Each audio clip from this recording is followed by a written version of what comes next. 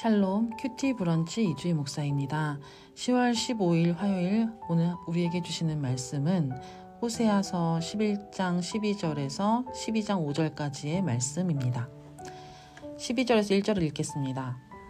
에브라임은 거짓으로 이스라엘 족속은 속임수로 나를 애워쌌고 유다는 하나님 곧 신실하시고 거룩하신 자에 대하여 정함이 없도다. 에브라임은 바람을 먹으며 동풍을 따라가서 종일토록 거짓과 포학을 더하며 아수르와 계약을 맺고 기름을 애굽에 보내도다. 아멘. 이스라엘은 하나님 앞에서 속이는 자가 되었고 유다는 정함이 없는 자들이 되었습니다. 그들을 향하여 신실하게 하시는 하나님에 대한 마음이 이스라엘과 유다는 불성실하였습니다.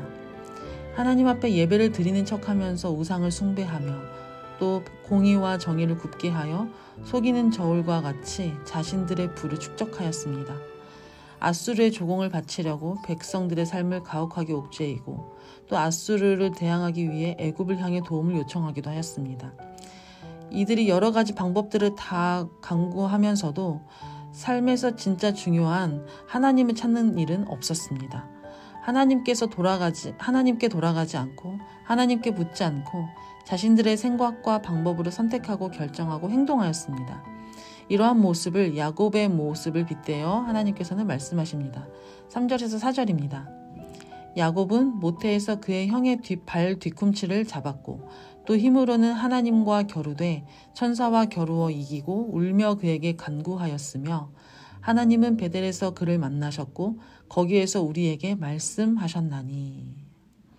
하나님께서 야곱과 에서에 대해서 큰 자가 작은 자를 섬기리라 말씀하시고 약속하셨지만 하나님의 방법과 때를 간구하는 것이 맞습니다.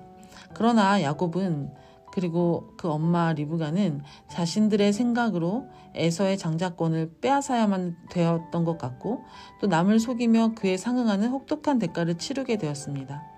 그러나 하나님께서는 야곱을 만나주셨고 야곱은 속이는 자가 아니라 하나님의 약속을 따라 정직하게 행하는 사람으로 점점 변화되어 갔습니다.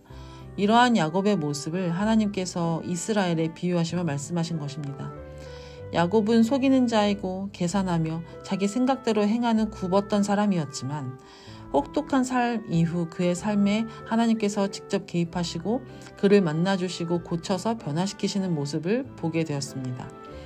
이처럼 하나님께서는 이스라엘과 유다의 재앙과 심판으로 직접 개입하시고 고쳐서 그들을 다시 돌이키시겠다고 말씀하시는 것입니다.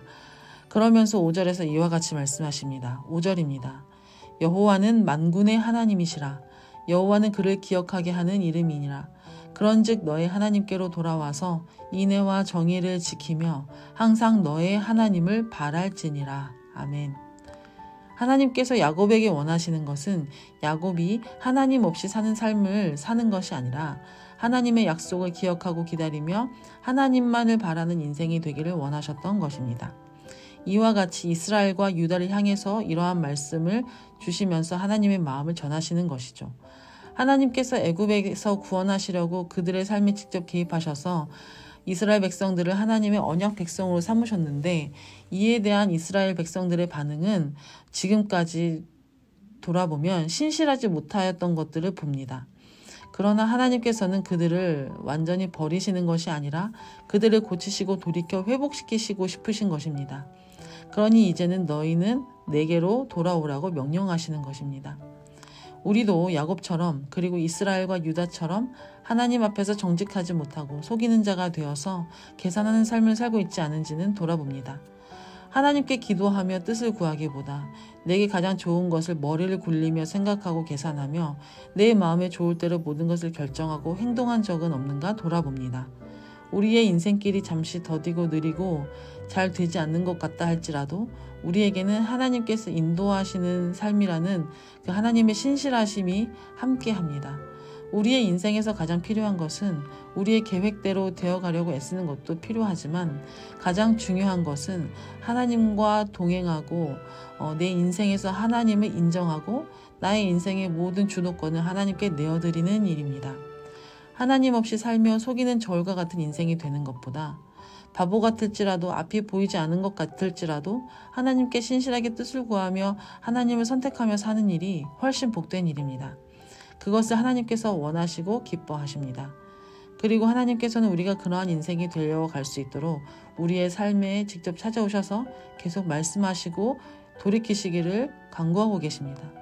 하나님의 뜻과 음성에 귀를 기울이며 하나님과 함께 동행하는 우리의 삶이 될 수 있기를 기도합니다. 기도하겠습니다.